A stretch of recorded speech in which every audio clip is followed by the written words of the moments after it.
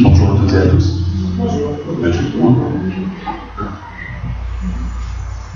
Il y a beaucoup de nouveautés ce matin.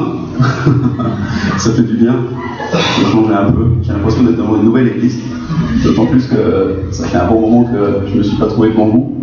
Et puis, voilà. J'espère que on peut tous être dans la joie ce matin. Parce que le Seigneur nous a sauvés. On vient de le partager avec le pain et le vin, on vient de s'en souvenir. Il a donné sa vie pour nous et il ne l'a pas donné en vain. Et je vous invite à ouvrir vos Bibles dans le livre des Nombres, au chapitre 21. Il va dire le micro.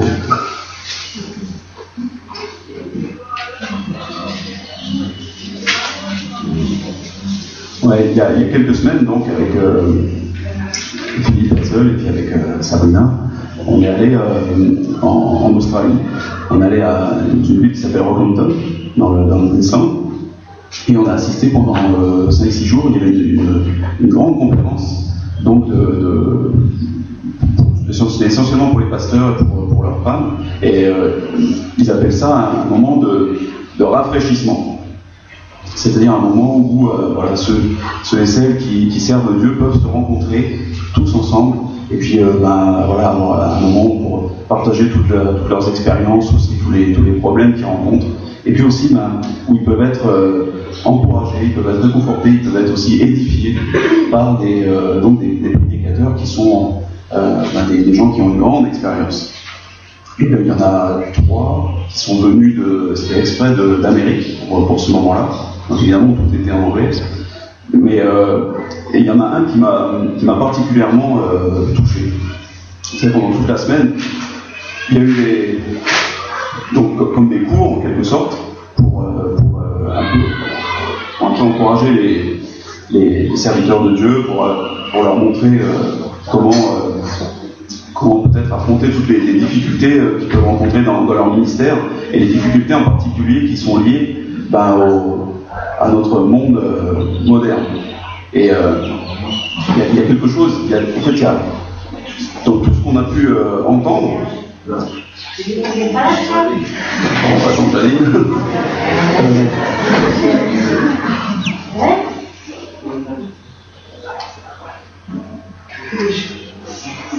Voilà.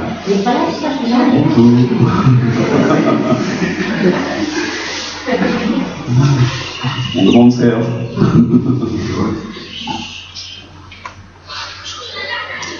Et donc il y a vraiment beaucoup de choses qui ont été dites, et en particulier, vous savez, sur la manière de comment est-ce qu'on peut gérer l'Église, et comment est-ce qu'on peut aussi affronter donc les nouveaux comportements qu'on rencontre maintenant de plus en plus, et même dans des pays qui étaient à très forte dominante chrétienne, comme l'Amérique. Maintenant les serviteurs de Dieu voient que de plus en plus la population en fait perd ses valeurs chrétiennes, et que ce qui se passait il y a 30 ans, en gros, c'était que même ceux qui n'étaient pas croyants savaient que le christianisme c'était une bonne chose. Ils croyaient en l'existence de Dieu. Il y avait très peu de gens qui étaient vraiment athées en Amérique, et ils pensaient que l'Église était une bonne chose, même s'ils disaient que pour eux c'était pas leur truc, mais au moins ils reconnaissaient que c'était une bonne chose. Et maintenant, c'est que de plus en plus de gens vraiment pensent que l'Église ne sert à rien. L'Église, les valeurs qu'elle véhicule sont pas forcément des bonnes valeurs, sont même des valeurs franchement rétrogrades, des valeurs qui empêchent la liberté individuelle et la liberté finalement de la société de s'exprimer. Donc dans tout ce qu'on a pu entendre, il y a un pasteur qui s'appelle David Gibbs, qui est un avocat, en fait, un avocat qui est vraiment connu en Amérique, parce qu'il a défendu beaucoup de causes pour des chrétiens. En particulier, il a défendu plusieurs fois dans des cas d'euthanasie, justement pour empêcher que l'euthanasie soit légalisée, que l'euthanasie soit pratiquée en Amérique.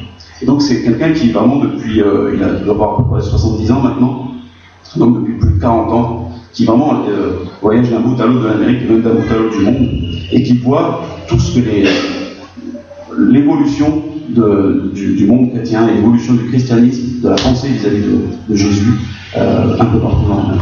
Et dans tout ce qu'il a pu dire, il y a vraiment une histoire qui m'a touché. Et c'est en lien avec le passage qu'on va partager ce matin dans le livre du Nombre.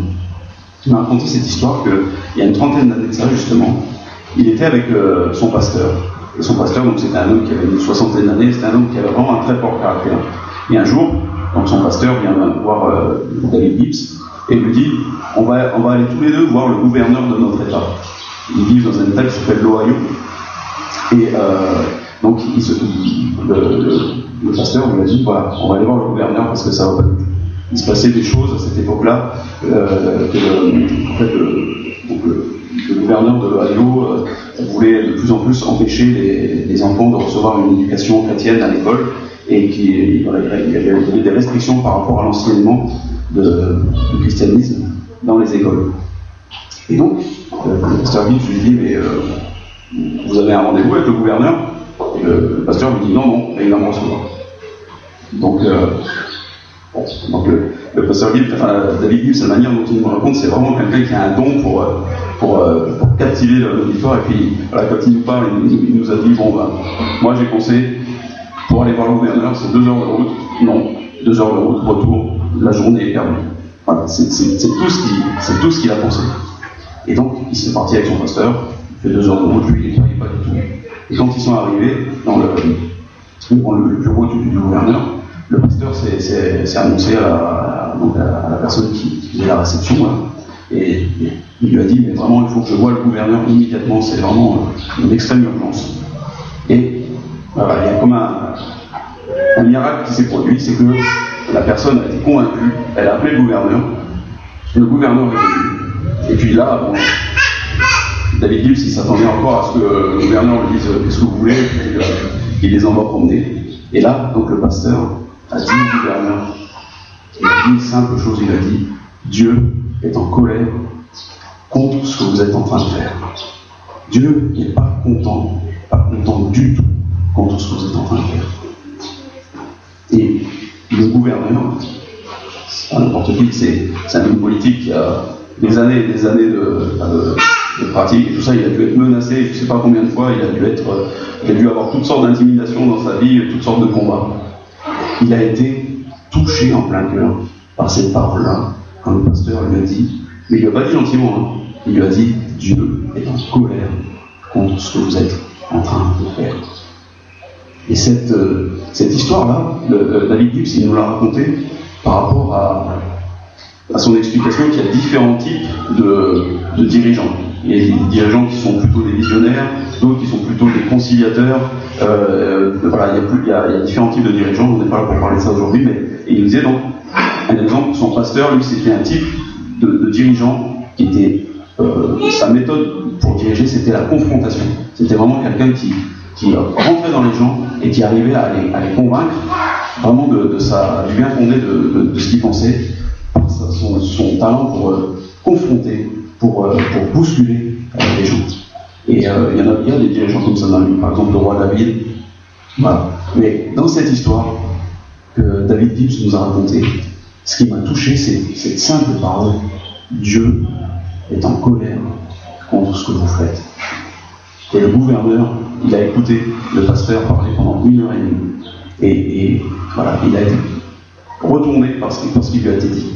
Parce que ça a vraiment touché le fond de son cœur. Et ce matin, ce que je voudrais qu'on partage, c'est dans le livre des Nombres, c'est un peu la suite de ce dont Pasteur Philippe vous a parlé la semaine dernière.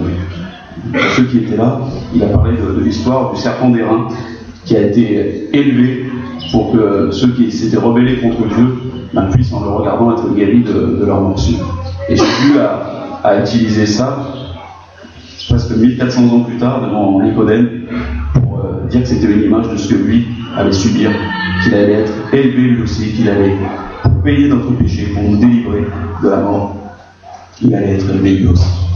Mais ce qu'il y a, c'est que s'il y a eu le serpent d'airain, c'est parce que Dieu a été en colère contre son peuple. C'est parce que Dieu, à un moment, n'a plus supporté tout ce que son peuple disait contre lui, disait contre Moïse. Et si Dieu a envoyé Jésus, c'est parce qu'un jour aussi, il a décidé qu'il ne pouvait pas accepter notre péché, qu'il ne pouvait pas accepter tout ce que nous faisions, la manière dont nous vivions. On va lire ce passage-là, parce que je voulais vraiment rebondir dessus. Et il y a vraiment plusieurs leçons qu'on peut tirer pour notre vie tous les jours. Donc, le livre des Nombres, chapitre 21. Le roi d'Arad, cananéen, qui habitait le Midi, apprit qu'Israël venait par le chemin d'Atharim. Il combattit Israël et emmena des prisonniers. Alors Israël fit un vœu à l'Éternel, et il dit : si tu livres ce peuple entre les mains, je dévouerai ces villes par interdit. L'Éternel entendit la voix d'Israël et livra les Cananéens. On les dévoua par interdit, eux et leurs villes, et l'on nomma ce lieu Horma. Ils partirent de la montagne de Hor par le chemin de la mer Rouge pour contourner le pays d'Édom. Le peuple s'impatienta en route, et il parla contre Dieu et contre Moïse. Pourquoi nous avez-vous fait monter hors d'Égypte, pour que nous mourions dans le désert? Car il n'y a point de pain, et il n'y a point d'eau, et notre âme est dégoûtée de cette misérable nourriture. Alors l'Éternel envoya contre le peuple des serpents brûlants. Ils mordirent le peuple, et il mourut beaucoup de gens en Israël. Le peuple vint à Moïse et dit : nous avons péché, car nous avons parlé contre l'Éternel et contre toi. Prie l'Éternel, afin qu'il éloigne de nous ces serpents. Moïse pria pour le peuple. L'Éternel dit à Moïse : fais-toi un serpent brûlant, et place-le sur une perche. Quiconque aura été mordu et le regardera, conservera la vie. Moïse fit un serpent d'airain et le plaça sur une perche. Et quiconque avait été mordu par un serpent et regardait le serpent d'airain, conservait la vie. Ce que je voudrais qu'on puisse partager ce matin dans ce passage-là, c'est ça. C'est que pour ces enfants, même pour ces enfants, la colère de Dieu existe. Mais, heureusement, cette colère, elle ne vient jamais sans sa grâce. Et ce que je voudrais qu'on puisse simplement voir, c'est qu'il y a trois éléments dans tout ce que le Seigneur nous dit dans ce passage-là. D'abord, il y a la manne. Ensuite, il y a un médiateur. Et enfin, il y a un substitut. Et ces trois choses-là que Dieu met toujours devant nous pour nous préserver de sa colère. Le peuple d'Israël, à ce moment-là, ça fait 40 ans qu'il est dans le désert. Et la génération qui se trouve là, en fait, la plupart d'entre eux ne sont jamais allés, ils ne sont pas nés en Égypte. La grande majorité d'entre eux, ils avaient, en tout cas même les plus âgés maintenant, ils avaient moins de 20 ans quand ils sont sortis d'Égypte avec Moïse. Et donc, voilà, c'est toute une génération nouvelle qui n'a pas connu ce que leurs ancêtres ont vécu. Mais ils ont toujours vécu avec Dieu, ils ont toujours vécu en voyant la nuée au-dessus du camp, ils ont toujours vécu en mangeant la manne, mais ils ont toujours aussi vécu dans un désert, à cause déjà de la désobéissance de leurs parents. Et à ce moment-là,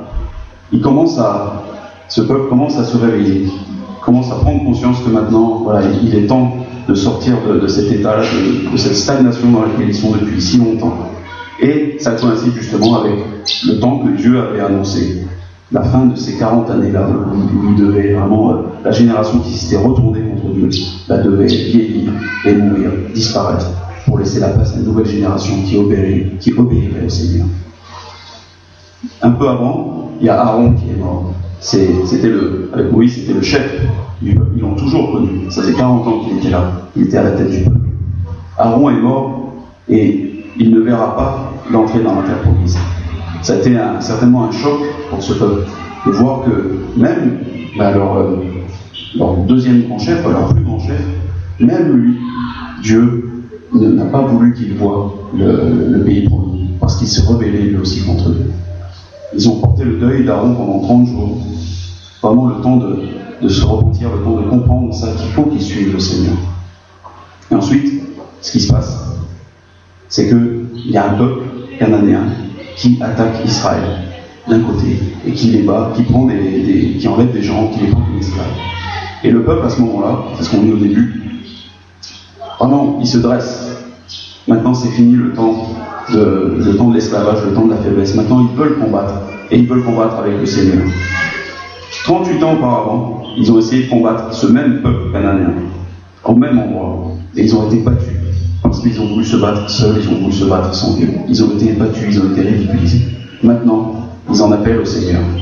Et ils lui font une promesse.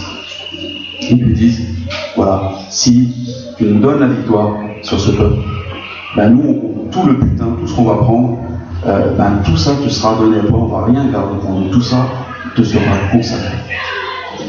Pour nous, ça peut être une image, certainement, d'un moment dans notre vie où on a été éloigné de Dieu pendant longtemps, et où on subit des attaques, on subit des moqueries, on subit des choses qui nous font nous réveiller, et qui nous font appeler Dieu à aller. Et où ben, on peut promettre au Seigneur, voilà, si on dit Seigneur, voilà, si tu me délivres, voilà, moi je me consacrerai vraiment à toi, voilà, tout ce que j'aurai maintenant, ce sera à toi. Le peuple, il est vraiment dans cette disposition d'esprit. Et le Seigneur l'écoute, et il lui donne la victoire. Et le peuple remplit sa part, c'est pour sa promesse qu'il a faite. C'est que tout ce qu'il avait, tout le butin, les animaux, tout ce qui était périssable a été détruit, et tout ce qui résistait au feu, l'or, l'argent, etc., tout ça s'est donné pour le trésor du tabernacle, pour le trésor de Dieu. Ils ont rempli leur promesse, ils ont accompli leur promesse vis-à-vis de Dieu. Mais ensuite, il se passe quelque chose, c'est que cette victoire, finalement, il n'y a pas un encouragement qui suit à ça. Au contraire, on voit qu'ils doivent reprendre leur marche et qu'ils doivent, comme il dit ici, ils doivent contourner le pays d'Édom. En fait, au moment où ils pensaient qu'ils allaient pouvoir vraiment foncer sur la terre promise et rentrer dans le pays de Canaan, en fait, ils doivent faire un long détour parce que Dieu ne veut pas que le pays d'Édom, qui sont les descendants de Ésaü, donc qui sont les cousins des Israélites, il ne veut pas que ce pays soit atteint, soit endommagé par le passage du peuple d'Israël. Parce qu'il faut bien se rappeler une chose, c'est que Israël, le peuple d'Israël dans le désert, c'est pas une petite colonie de vacances, c'est 2 ou 3 millions de gens, avec des centaines de milliers d'animaux, de bétail. Donc, vous savez, je ne sais pas si vous avez vu les images du tsunami qui a déferlé sur le Japon, cette espèce de vague là, qui avance dans les champs et que rien n'arrête et qui bouscule tout sur son passage. Je pense que l'avancée de 2 ou 3 millions de gens avec leur bétail, ça doit faire ça. Une fois qu'ils sont passés, il n'y a plus rien, il n'y a plus d'herbe, il n'y a plus de fruits sur les arbres, je pense qu'il n'y a plus d'arbres, ils sont tout coupés pour faire du feu. Et même s'ils promettent, et ils voulaient promettre à Édom qu'ils n'allaient pas détruire et qu'ils allaient juste rester sur la route, et puis c'est impossible que tant de gens puissent passer sans faire des dégâts, sans provoquer des bagarres, sans provoquer une guerre en fait. Donc, Édom a dit non, ils ont refusé le passage à Israël. Et Israël doit faire un détour, doit faire 200 km dans le désert pour contourner le peuple d'Édom et pour remonter vers le pays de Canaan. Ils sont déçus. Ils pensaient qu'après la victoire qu'ils avaient remportée, qu'après ce qu'ils avaient donné à l'Éternel, voilà, tout allait marcher comme sur des roulettes. Et au lieu de ça, qu'est-ce que Dieu leur donne? Il leur donne encore 10 ou 12 jours de désert. 200 km à marcher, en plein soleil, dans les cailloux, dans un paysage qu'ils ont connu depuis 40 ans et qu'ils ne veulent plus voir. Ce qu'ils veulent maintenant, c'est vraiment, c'est de la verdure, c'est de l'eau, c'est du repos, c'est plus le désert. Il y a vraiment une déception qui s'installe dans le cœur du peuple. Et c'est peut-être cette déception-là que nous aussi, on connaît quand on a remporté une victoire avec Dieu, quand on a l'impression vraiment qu'on lui a donné quelque chose de nous, quand vraiment on s'est donné à lui de tout notre cœur, et que derrière, on a l'impression qu'il n'y a pas de récompense. Que derrière, il nous semble que notre vie continue telle qu'elle était, peut-être même pire. Et ce qu'on avait avant, ce dont on pouvait se contenter à la limite, maintenant, on ne peut plus l'accepter. Et le peuple ici, finalement, une fois de plus, il explose. Il pensait que ça allait repartir. Ils pensaient qu'ils étaient vraiment sur la bonne voie, que leur relation avec Dieu, elle s'était rétablie. Et non, il y a encore le désert. Et il reproche ici à Dieu trois choses. Il lui dit, il n'y a point de pain, il n'y a point d'eau, et notre âme est dégoûtée de manger la manne tous les jours.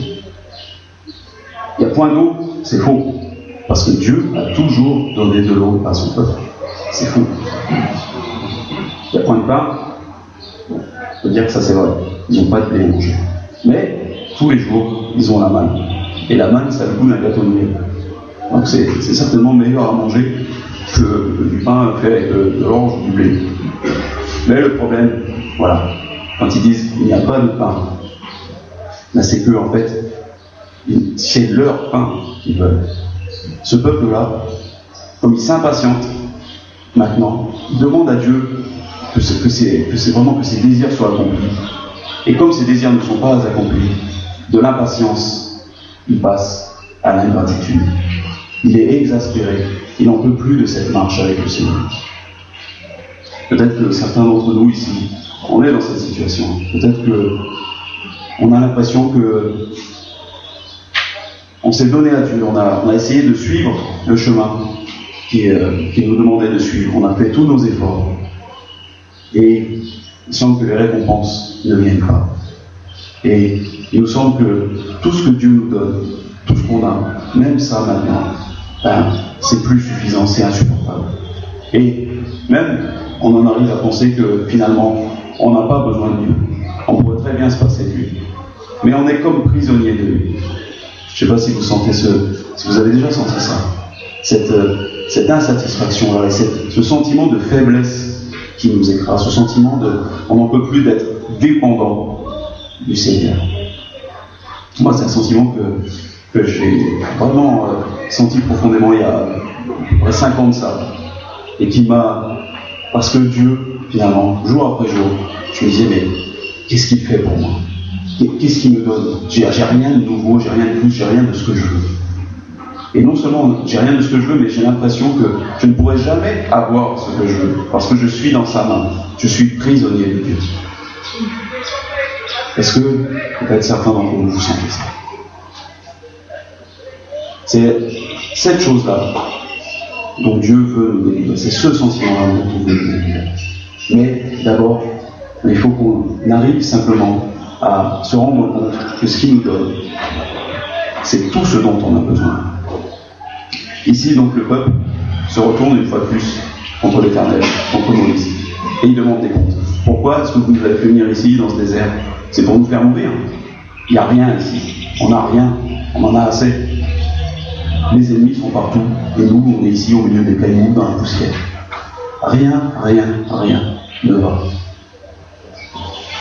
Est-ce qu'on peut dire franchement que dans nos vies à tous ici, rien ne va? Le Seigneur nous bénit chaque jour. Le Seigneur nous donne vraiment finalement tout le confort, toute la nourriture, tout ce dont nous avons besoin. Est-ce que nous pensons vraiment à rendre grâce à Dieu chaque jour pour toutes ces choses-là? Est-ce que nous voyons l'immensité des bienfaits dont il nous comble chaque jour? Je parle juste matériellement. Juste matériellement. Même le plus pauvre ici, d'entre nous, est mieux loti que n'importe qui, par exemple, au Vanuatu. Je pense que si vous regardez tout à l'heure les photos que Philippe a prises, si vous pensez à la manière dont notre frère Isaiah vit là-bas, vraiment ils n'ont rien, ils sont dans le dénuement le plus total. Dès que la nuit tombe, c'est l'obscurité. Il y a peut-être une bougie, il y a un peu... Mais c'est vraiment, on est vraiment tellement loin de tout ce dont nous sommes comblés ici. Et c'est certain que si nous avons ce bien-être matériel-là, c'est parce que depuis 2000 ans, finalement, petit à petit, qu'à un cas, bon an, mal an, nos ancêtres ont suivi la voie de la justice que Dieu leur a donnée. Même s'ils ont parfois commis des choses affreuses, globalement, le monde a changé. Le monde est passé d'un état d'injustice totale, où chacun faisait ce qu'il voulait, où on pouvait sacrifier ses enfants, où vraiment il n'y avait aucune morale, à un monde où il y a des règles, et ces règles sont inspirées de la parole de Dieu. ces règles sont inspirées de tout ça. Et cette bénédiction-là matérielle, nous l'avons chaque jour. Et le peuple, lui, à ce moment-là, il avait aussi cette bénédiction-là. Il était dans le désert à cause de sa désobéissance. Mais Dieu lui a toujours donné la main. Et quand il se retourne contre Dieu, il y a quelque chose d'assez, je pense, étrange qui se produit là. Il nous dit, au verset 6, « Alors l'Éternel envoya contre le peuple des serpents brûlants. » Je sais pas, moi ça me paraît bizarre parce que je pense en particulier à vous, mesdames, quand votre mari ou quand vos enfants se plaignent parce que la cuisine c'est pas tout à fait ça, parce que ça fait 3 jours que vous mangez des haricots verts. Qu'est-ce que vous leur dites?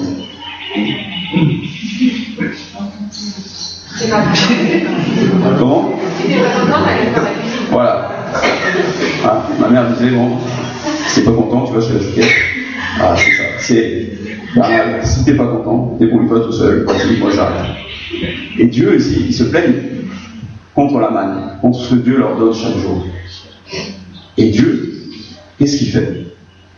Il n'arrête pas la manne. Il continue à leur donner la manne. Moi, ce que j'aurais fait, c'est, ah ouais, vous n'êtes pas content. Dans le désert, au bout de 2-3 jours, c'est fini. Tout le monde est à genoux, tout le monde supplie. Ils ne vont rien trouver à manger. Une fois qu'ils auront mangé tout leur bétail, de toute manière, ils n'ont rien pour eux. Et Dieu, finalement, il ne les corrige pas par rapport à ce qu'ils ont, à leur plainte. Il continue toujours à leur donner la main. Ça me paraît bizarre. La manière de faire de Dieu, c'est de ne pas nous retirer sa grâce. La manne, c'est vraiment le pain de vie. Jésus a dit que c'est lui en fait la vraie manne. C'est le pain qui nous nourrit, le pain qui nous fait vivre chaque jour. Et je pense que cette décision de Dieu, il corrige son peuple, mais il ne le retire pas, la manne, il ne retire pas son moyen de subsistance. Ça doit être pour nous une image. Dieu, vraiment, ne nous retirera jamais sa grâce. Si nous sommes ses enfants, il nous conserve toutes les bénédictions que nous avons acquises en Jésus-Christ, parce que Jésus a payé le prix pour nous. La manne, elle ne nous sera jamais retirée. Ça, c'est vraiment quelque chose, je pense, dont on peut être réconforté. Évidemment, il faut comprendre le péché que ça représente de se plaindre de cette manne-là, de se plaindre que Dieu, par sa parole, nous interdit certaines choses et veut nous faire faire d'autres choses que nous ne voulons pas faire. C'est ça la nourriture qu'il nous donne. C'est ça la manne qu'il faut manger tous les jours. Elle nous nourrit, elle nous fortifie, mais elle peut ne pas nous plaire à certains moments. Dieu nous donne sa grâce, mais en même temps, c'est vrai, finalement, on n'a plus le choix. On lui appartient pour toujours, et on est dans sa main pour toujours. L'apôtre Paul dit que c'est un esclavage. On est esclave de Dieu. Mais c'est un esclavage pour notre vie éternelle. C'est un esclavage pour notre bonheur, et non pas pour notre malheur. Le peuple ici, vraiment, se plaint. Il n'en peut plus d'être soumis à la domination de Dieu. Il sait qu'il ne peut rien faire contre lui, mais il se plaint quand même. Il essaie quand même, je ne sais pas, pour trouver un moyen. Peut-être que Dieu pourrait changer d'avis, je ne sais pas, qu'il pourrait nous laisser tranquille, et puis on pourrait retourner en Égypte. C'est ce qu'il demande. En gros, c'est ce qu'il demande. Pourquoi vous nous avez sortis d'Égypte? Alors que la plupart d'entre eux n'ont jamais mis les pieds en Égypte. Voilà. Ils sont même nostalgiques de quelque chose qu'ils ne connaissent pas. On a chanté tout à l'heure la chanson « Au monde ». C'est ça, au monde, je dis non, et bon, je dis non, non. C'est, pour nous, c'est cette image-là. C'est que Dieu, ce qu'il nous donne, cette manne, cette nourriture dont il veut vraiment chaque jour nous remplir et nous fortifier, elle vaut 1000 fois mieux que tout ce que le monde peut nous proposer. Mais c'est sûr que dans les moments de lassitude, il faut se rappeler de ça. Que Dieu a toujours plus pour nous, qu'il veut nous amener toujours plus loin. Mais qu'il faut le suivre pas à pas et qu'il faut accepter simplement cette discipline qui nous impose. Cette manne-là, qui est d'un côté, c'est vrai, une discipline qui est quelque chose qu'il faut utiliser chaque jour, mais qui est aussi en même temps la délivrance de tout l'esclavage du monde. Cette manne-là, elle ne le sera jamais retirée. faut bien se rappeler ça. C'est vraiment l'encouragement que je voudrais vous adresser ce matin. Mais il y a l'autre face. C'est que Dieu est en colère contre ce peuple qui, une fois de plus, se révolte contre eux. Une fois de plus, il se plaint, alors que vraiment, il n'y a aucune raison de se plaindre. Parce que plus tard, quand il vivra par ses propres moyens, quand il devra travailler la terre par ses propres moyens, il sera encore plus malheureux, encore plus soumis à toutes sortes d'attaques, à toutes sortes de problèmes, de soucis, des familles. Il ne sera jamais libre, finalement. Mais voilà, ce peuple, à ce moment-là, quand les serpents arrivent, parce que c'est ça la punition que leur envoie, rapidement, ils s'aperçoivent qu'ils ont été stupides. Ils n'auraient jamais dû se retrouver comme ça contre leur Seigneur. Et donc, c'est la deuxième chose, après la manne, ils vont se tourner vers le médiateur que Dieu leur a donné. Depuis 40 ans, il est là. Depuis 40 ans, il est leur chef. C'est Moïse. Depuis 40 ans, il supporte tout. Ou presque tout. Il y a juste peut-être une fois seulement où il s'est emporté contre le peuple et il n'a pas glorifié Dieu. Et pour cette fois-là, lui et Aaron, Dieu leur a retiré le droit de rentrer dans le pays. Mais Dieu n'a pas retiré à Moïse son pouvoir, son rôle de chef. Et donc, le peuple se tourne tout naturellement vers lui. Et ils font la bonne chose. Ils reconnaissent leur péché. Ils se repentent tout simplement devant Moïse et devant Dieu. Et Moïse, lui, accepte cet acte de repentance-là, accepte ce regret du peuple vis-à-vis de son péché, et il intercède pour le peuple. Il est, lui, c'est ça, le médiateur, le maillon qu'il faut entre le peuple et Dieu.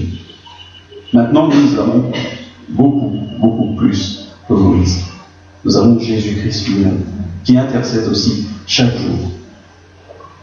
Ça, c'est la deuxième chose dont nous devons vraiment prendre conscience. Dieu ne nous retire pas sa main, il ne nous retire pas sa grâce. Et Dieu ne nous retire pas non plus celui qu'il a mis entre lui et nous, pour nous protéger, pour être notre avocat. L'apôtre Jean dit que nous avons un avocat auprès du Père. C'est Jésus-Christ, le juste. Moïse prie. Le peuple a demandé, donc il s'est repenti, dit, nous avons péché, car nous avons parlé contre l'Éternel et contre toi. Mais le peuple demande une chose, il dit, prie l'Éternel afin qu'il éloigne de nous ces serpents.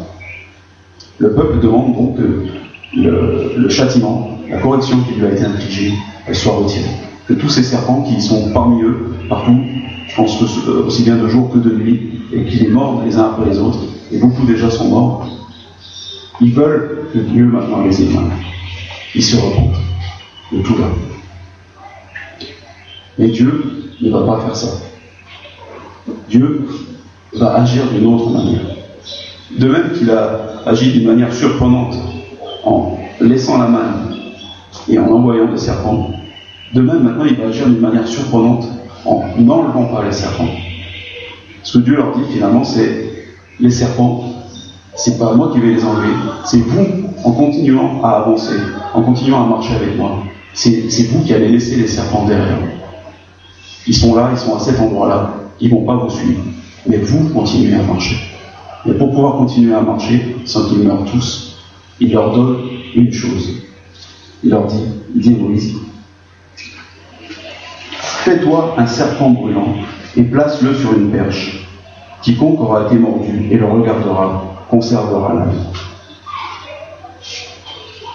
Dieu leur dit donc, tout simplement, de se fabriquer un serpent en bronze, en airain. Donc, les serpents là, dont on parle, c'est probablement des vipères, donc c'est pas des gros serpents, mais c'est sûr dont la brûlure est très douloureuse et peut même être mortelle, surtout dans un endroit où il fait chaud, où il n'y a pas d'eau. En tout cas, c'est difficile de vivre. Donc c'est un simple serpent comme ça, qui doit être long à peu près comme ça, que Dieu dit de mettre au bout d'une perche.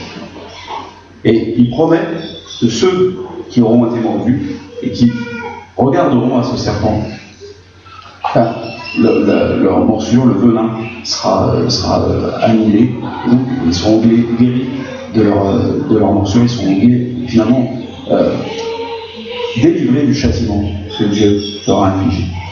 Et effectivement, c'est ce qui se passe. Moïse fit un serpent d'airain et le plaça sur une perche. Et quiconque avait été mordu par un serpent et regardait le serpent d'airain conservait la vie. Dieu est en colère contre son peuple. Il ne leur retire pas sa grâce, il ne retire pas le médiateur qu'il a mis, mais le châtiment se poursuit. Peut-être que nous aussi, certains, on est dans cette situation aujourd'hui. Peut-être que on est en colère contre le Seigneur. On est allé vraiment aussi loin que le peuple. Et maintenant, nous sommes éloignés de Dieu.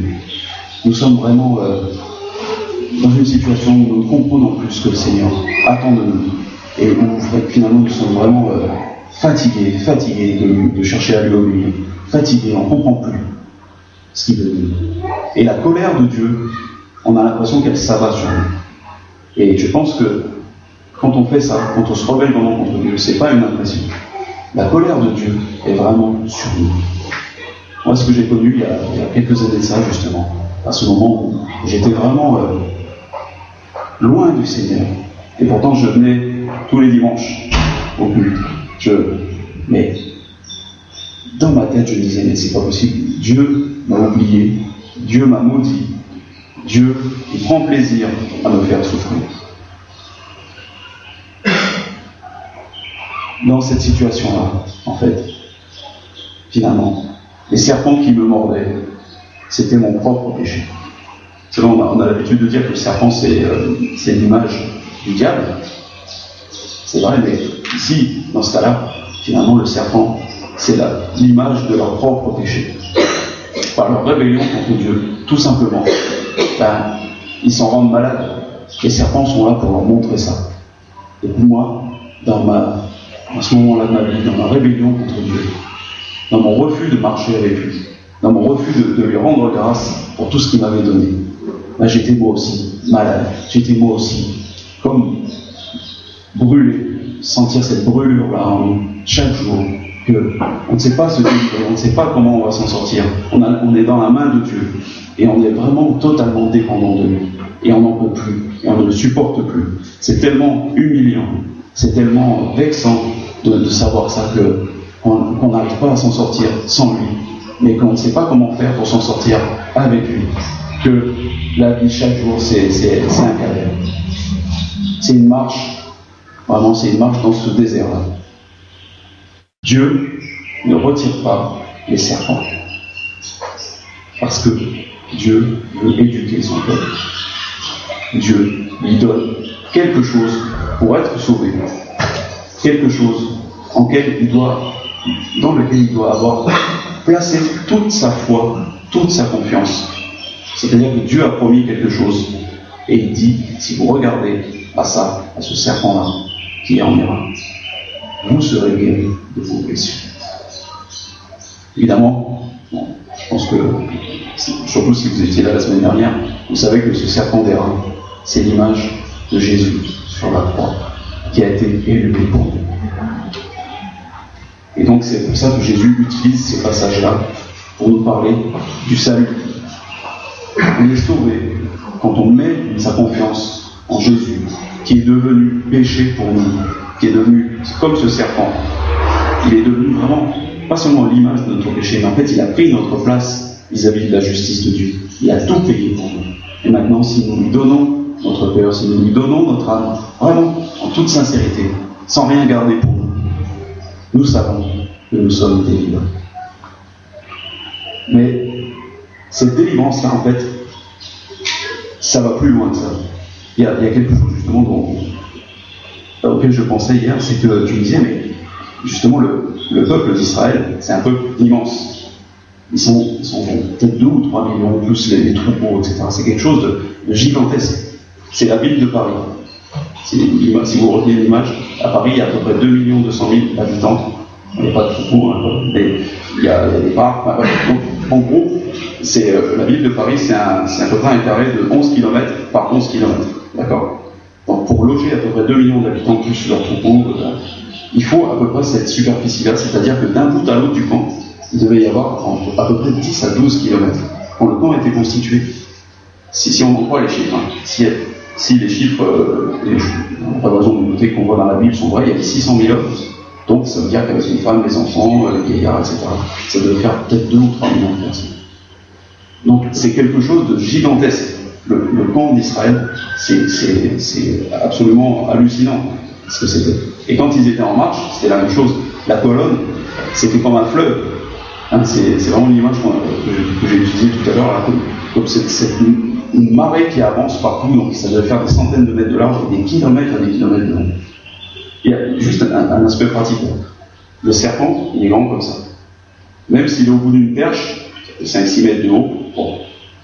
Mais si quelqu'un se fait mordre à l'autre bout du camp, il est à des kilomètres du serpent. À des kilomètres. Il ne peut pas le voir. Physiquement, c'est impossible. Il ne peut pas le voir. Et surtout, quand tu te fais mordre par un serpent, à un moment donné, je pense qu'on n'a plus les yeux en face des trous. On ne sait plus où on regarde. Voilà. Et il ne peut pas le voir. Il y a des montagnes, il y a des rochers partout. Le terrain n'est pas plat, quoi. On n'est pas dans le Sahara, quoi. C'est vraiment un désert montagneux. C'est impossible, surtout si la colonne avance, et il ne peut pas être vu de partout. Ce qui veut dire que si quelqu'un se fait mordre, finalement, il n'y a aucune chance de s'en sortir.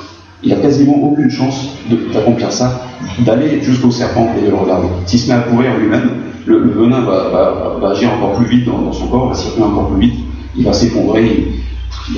Il y a tellement d'obstacles, il y a tellement de cailloux, de buissons, il y a tellement de gens sur la route, il n'a aucune chance d'y arriver par ses propres forces. Qu'est-ce qu'il faut qu'il se fasse à votre avis? Comment est-ce qu'il peut être sauvé? Comment est-ce que cette personne-là peut être sauvée? Joël nous dit par la foi. C'est bien. C'est bien. Mais le texte ici dit clairement, il faut voir le serpent, d'accord? Il faut regarder, quiconque avait été mordu par un serpent, et regarder le serpent d'airain conserver la vie. Donc ce que je comprends du texte, c'est qu'il faut arriver à voir distinctement le serpent. Mais même si tu es à 1 km du serpent, je ne sais pas si tu arrives à voir une... Tu peux savoir où il est, parce que s'il est là où il y a la nuée, bon, tu vois la nuée de loin, tu sais où est le serpent. Mais il me semble que le texte ici dit clairement, il faut arriver jusqu'au serpent, enfin, peut-être à 100, 200 mètres même, pour arriver à le voir, d'accord? À votre avis, comment est-ce qu'une personne peut arriver jusqu'au serpent? Ouais. Quelqu'un lui emmène. Voilà. Il faut qu'il y ait quelqu'un qui lui vienne en aide, des gens de sa famille, tout ça, qui le porte jusqu'au serpent. Il faut que même il se passe pas mort, évidemment, en cours de route par un serpent, etc. Et je pense que c'est dans cette image du serpent d'airain, c'est pas seulement une image du salut, c'est aussi une image chaque jour de notre marche avec le Seigneur. Chaque jour on pêche, chaque jour on peut s'éloigner, chaque jour on peut se rebeller comme ça. Quand on est mordu par le serpent de notre péché, quand on est affaibli par le péché, on a besoin d'aide pour arriver à la croix. On a besoin de l'Église. On a besoin des frères et sœurs. On a besoin les uns des autres. Vous voyez, dans les évangiles, il y a énormément de gens qui étaient guéris par Jésus, parce que leur famille, leurs voisins, les prenaient et les amenaient au pied de Jésus. Et simplement, ils touchaient le bord du vêtement et ils étaient guéris. Il y a l'histoire célèbre, vous savez, de celui qui est descendu par le toit, c'est ses amis qui le portaient, enlèvent les tuiles du toit et le font descendre au milieu de la maison qui était condamnée. Nous avons besoin, nous tous ici, de l'aide de nos frères et sœurs pour revenir à la croix, pour revenir au pied du Seigneur. Je pense qu'il n'y a qu'un seul serpent d'airain. Il n'en a pas fait 12, un pour chaque tribu, ou en mettre partout. Non, il n'y en a qu'un seul. Il n'y a qu'une seule croix. On n'a qu'un seul Seigneur. Et il n'y a qu'un seul moyen d'aller à lui, c'est la repentance. Il n'y a qu'un seul moyen de revenir à la croix, c'est de s'adresser à Jésus lui-même. Mais je pense que le Seigneur veut que nous tous, nous puissions nous aider les uns les autres, nous puissions nous soutenir les uns les autres. Ça, je pense que c'est quelque chose qui n'est peut-être pas évident dans le texte, mais quand on voit à peu près ce que ça devait représenter, que le peuple d'Israël dans le désert, on comprend que Dieu ne demande pas d'avoir une foi individuelle, une foi juste pour nous, individualiste. Il veut que nous partagions cette foi et que nous portions les fardeaux les uns les autres. Et il y a un autre aspect aussi, donc justement, dans cette difficulté à voir le sacrement d'airain. C'est que, voilà, si le camp était tout petit, s'il y avait juste quelques centaines de personnes ou tout ça, si quelqu'un se fait mort par un serpent, le serpent, d'airain n'est pas loin, il regarde le serpent, voilà, il est guéri, c'est la promesse de Dieu. Mais s'il est guéri à trop bon marché, il va recommencer. Puisqu'il sait qu'à chaque fois, finalement, qu'il va être mordu, il suffit juste qu'il ne s'éloigne pas trop du serpent d'airain pour pouvoir le voir, et il va être guéri. Le serpent d'airain n'a pas, c'est pas quelque chose de, c'est pas un gris-gris, quoi. C'est pas un protège qu'on peut avoir avec soi ou qu'on peut simplement regarder quand on est. Dans la manière dont Dieu nous éduque, il faut que la douleur, il faut que la correction, le châtiment fasse son effet. Et souvent, on est dans la peine parce que on s'est repenti, comme le peuple l'a fait. On est allé voir Jésus, on a prié. Mais la peine reste, la douleur est encore là. Parce que nous ne sommes pas encore arrivés à la croix. Peut-être parce que nos frères et sœurs ne nous ont pas aidés. Ou peut-être parce que nous-mêmes, finalement, nous n'avons pas voulu être aidés. Ou peut-être parce que nous avons cru que ça y est, c'est bon, j'ai demandé pardon. Je suis guéri. C'est bon.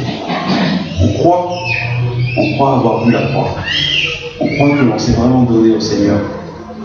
Mais lui n'a pas encore vraiment accepté ce don de nous-mêmes, parce que ce don n'était pas entier, parce que ce don n'était pas vrai. Il n'y a qu'un seul serpent d'airain pour 2 millions de gens. Ça veut dire vraiment que, finalement, même s'il y a cette certitude d'être guéri, si on y arrive, on a quand même, le peuple ici, ils n'ont pas la certitude d'arriver jusqu'au serpent. Nous, on a cette certitude-là. Dieu ne nous lâchera jamais. Dieu ne nous abandonnera jamais. Mais la guérison de nos blessures, la délivrance de sa colère, elle ne vient que lorsque notre repentir s'est vraiment, totalement déchargé à la croix. Quand nous avons vraiment, tout ce qui était dans notre cœur a été purgé, a été remis au pied du Seigneur. Alors simplement, ce que je voudrais vous encourager à faire ce matin, si vous êtes dans cette situation, si vous êtes dans cette souffrance-là, peut-être depuis des mois, peut-être depuis des années, c'est de prendre conscience de ça. Le jour, l'instant même, où vous verrez Jésus crucifié, où vous vous rendrez compte qu'il a porté tous ses péchés, tous vos péchés pour vous sur la croix. C'est le moment où vous serez délivré. C'est le moment où tout le poids, peut-être, le désir de vengeance qu'on peut avoir, la souffrance qu'on a de tout ce qu'on nous a dit, de toutes les choses mauvaises qu'on nous a faites, de toutes ces choses-là, elles seront enlevées de votre cœur. Parce que vous serez vraiment réconciliés avec le Seigneur. Mais voilà, je vous encourage simplement à penser à ça. Aidons-nous les uns les autres à marcher vers le Seigneur. Aidons-nous les uns les autres à aller à la croix. Et tout simplement, que notre repentance soit sincère, qu'elle soit totale. Et que, je pense que le plus simple, c'est simplement de demander au Seigneur, est-ce qu'il y a encore quelque chose dans mon cœur, Seigneur, montre-moi mes péchés.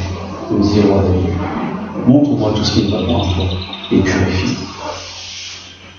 Vous savez, l'apôtre Jean, c'est les passages les plus célèbres de la Bible, il dit, il est fidèle et juste pour nous pardonner, nous purifier, mais pourvu que nous pensions pas que nous n'avons pas de péché, pourvu que notre cœur soit vraiment, totalement exposé à sa lumière. On va prier. Seigneur notre Dieu, tu vois, c'est terrible d'être exposé à ta colère, Seigneur. Et ce qui est plus terrible encore, c'est de mépriser ta colère. C'est de croire que ta colère est injuste contre nous. Ta colère est vraiment toujours juste contre nous, Seigneur. Et on veut le confesser ce matin. Tu vois, il y a beaucoup de choses dans nos vies qui ne sont pas à ta gloire, Seigneur. Et même celui qui se croit le plus juste, qui croit qu'il marche vraiment avec toi. Il y a tellement de choses que tu pourrais lui reprocher qu'il en mourrait si tu commençais simplement à lui énoncer tous ses péchés. Seigneur, aide-nous à comprendre ça. Aide-nous à être toujours remplis de gratitude envers toi. Aide-nous à être toujours tournés vers Jésus. Et aide-nous à toujours le supplier de nous débarrasser de tous nos péchés. Seigneur, c'est vraiment douloureux, c'est vraiment quelque chose qui nous afflige, qui nous humilie. Mais j'ai confiance en toi, Seigneur, que ces corrections-là que tu nous infliges, elles sont vraiment pour nous faire grandir, elles sont vraiment pour nous élever et pas pour nous détruire. Seigneur, je te demande ce matin d'éclairer ceux et celles qui sont dans les ténèbres parmi nous, et moi le premier, et de leur montrer simplement le chemin que tu veux qu'elles prennent pour revenir à la croix et pour déposer au pied de la croix tous leurs fardeaux, tous leurs péchés, toutes leurs iniquités. Merci d'avance, Seigneur, merci d'avance pour les doucements que tu as conduits, pour cette journée, et pour la sainteté que tu vas donner à chacun de nous, en Église.